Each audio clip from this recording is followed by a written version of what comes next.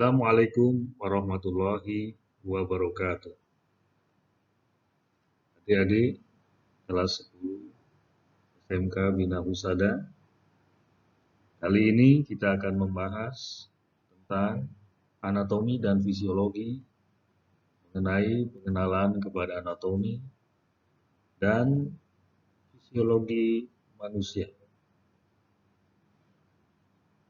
Di masa pandemi ini, Bapak akan menyampaikan melalui daring karena sampai sekarang masa pandemi belum berakhir. Jadi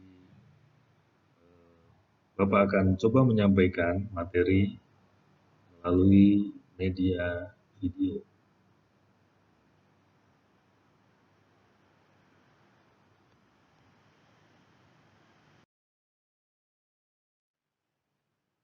Konsep daripada anatomi fisiologi adalah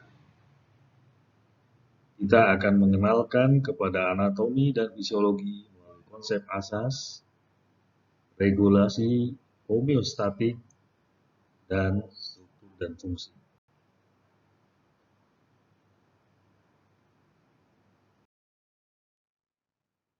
Dari secara bahasa, anatomi berasal dari bahasa Latin yaitu ana, artinya memisahkan atau bagian. Kemudian tomi atau tomie merupakan iris atau potong. Jadi secara bahasa, anatomi adalah ilmu yang mempelajari bentuk dan susunan tubuh, baik secara keseluruhan maupun bagian-bagian serta hubungan alat tubuh yang satu dengan yang lain. Bisa juga diartikan anatomi adalah ilmu urai yang mempelajari susunan tubuh dan hubungan bagian-bagiannya satu sama lainnya.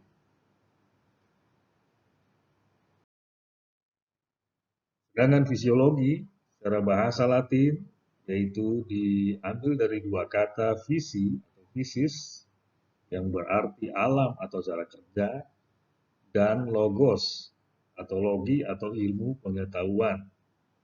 Jadi fisiologi adalah ilmu yang mempelajari faal atau pekerjaan dari tiap-tiap jaringan tubuh atau bagian dari alat-alat tubuh dan sebagainya. Juga bisa diartikan fisiologi mempelajari fungsi atau kerja tubuh manusia dalam keadaan normal.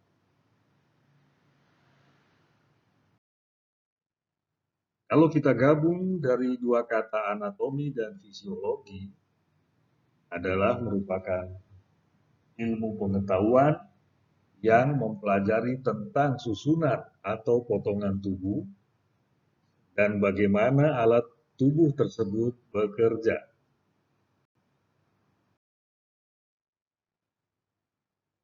Struktur tubuh manusia dari bagian terkecil sampai dengan yang paling kompleks tersusun dari berbagai tingkat. Yang pertama adalah sel, yaitu merupakan unsur dasar jaringan tubuh yang terdiri atas inti sel, nukleus, dan protoplasma. Kemudian sel membentuk jaringan. Jaringan adalah merupakan kumpulan sel khusus dengan bentuk dan fungsi yang sama. Kemudian jaringan tadi membentuk organ. Organ merupakan bagian tubuh atau alat manusia dengan fungsi khusus. Dan berbagai organ tadi akan membentuk sistem, yaitu susunan alat dengan fungsi tertentu.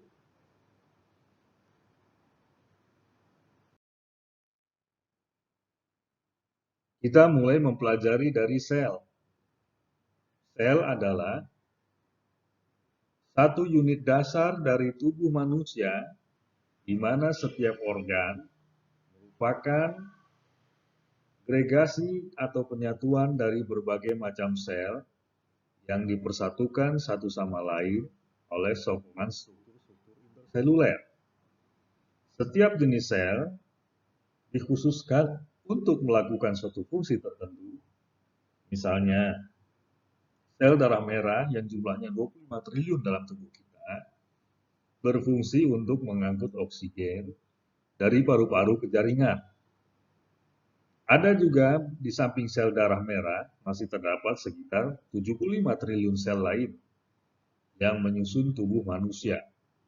Sehingga jumlah sel pada manusia sekitar 100 triliun sel. Walaupun banyak sel yang berbeda satu sama lainnya, tetapi umumnya seluruh sel mempunyai sifat-sifat dasar yang mirip satu sama lain. Misalnya, oksigen akan terikat pada karbohidrat, lemak, atau protein pada setiap sel untuk melepaskan energi. Mekanisme umum merubah makanan menjadi energi. Kemudian setiap sel melepaskan hasil akhirnya, reaksi ke cairan sekitarnya.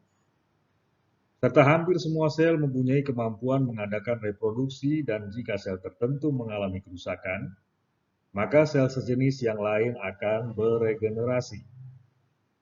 Jadi, secara umum, sel-sel yang menyusun tubuh manusia mempunyai struktur dasar yang terdiri dari membran sel, protoplasma, dan inti sel atau nukleus. Ketiganya mempunyai komposisi kimia yang terdiri dari air, elektrolit, protein, lemak, dan karbohidrat. Kita bisa lihat di sini struktur anatomi dari sel. Kita lihat di sana ada membran sel dan sitoplasma serta inti sel. Ini adalah gambaran narasi dari sel. Kita lihat ada nukleus, ada membran sel, ada sitoplasma. Di dalam sitoplasma ada lisosom, vakuol, mitokondria. Kita menginjak ke pembahasan jaringan. Ada 4 tipe jaringan dasar yang membentuk tubuh semua hewan termasuk tubuh manusia dan organisme multiseluler tingkat rendah seperti serangga. Jaringan yang pertama adalah jaringan epitel. Jaringan yang disusun oleh lapisan sel yang melapisi permukaan organ seperti permukaan kulit. Jaringan ini berfungsi untuk melindungi organ yang dilapisinya sebagai organ sekresi dan penyerapan. Kemudian setelah jaringan epitel ada jaringan pengikat. Sesuai namanya, jaringan pengikat berfungsi untuk mengikat jaringan dan alat tubuh.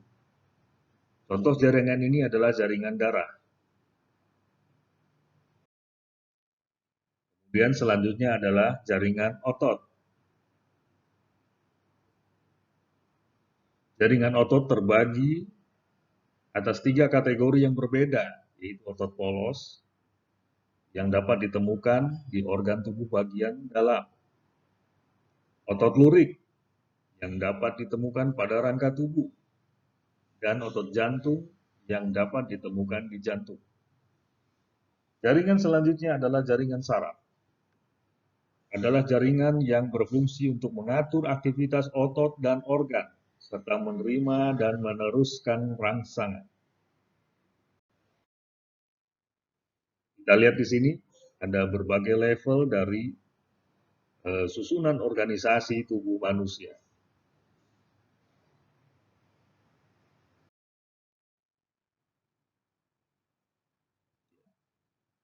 Level pertama tadi kita lihat, kemudian level kedua, ada jaringan. Jaringan-jaringan tadi membentuk sistem organ. Diketahui ada 10 jaringan organ sistem manusia.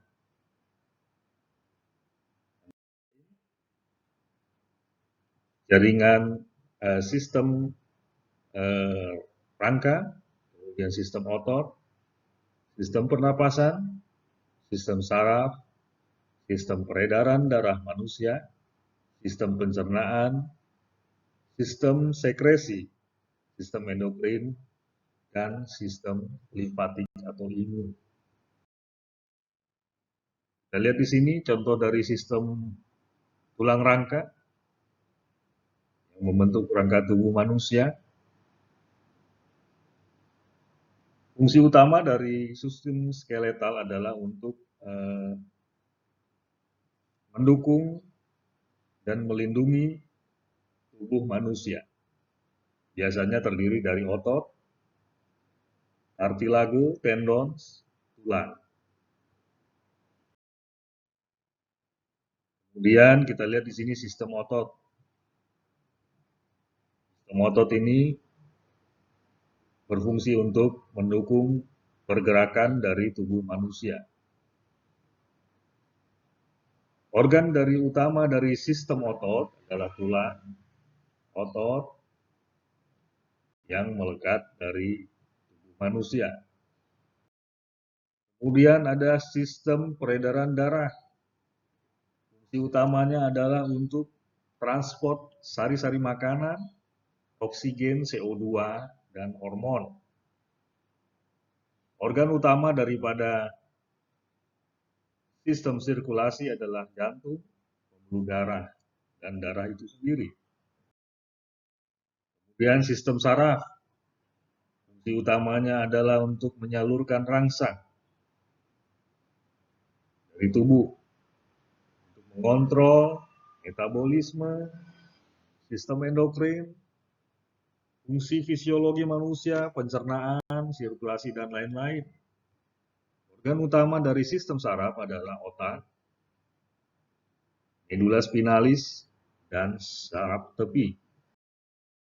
Kemudian ada juga sistem pernapasan. Fungsinya untuk mengantarkan pertukaran gas ke dalam sirkulasi darah. Organ utamanya adalah paru-paru, hidung, terakhir.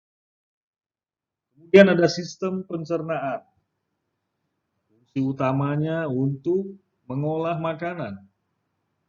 Selanjutnya diserap ke dalam sistem pencernaan. Organ utamanya adalah mulut, esofagus, lambung, usus halus, dan usus besar.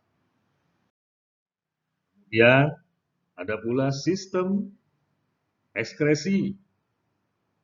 Fungsi utamanya untuk menyaring cairan dalam tubuh untuk membuang sisa-sisa metabolisme dan racun.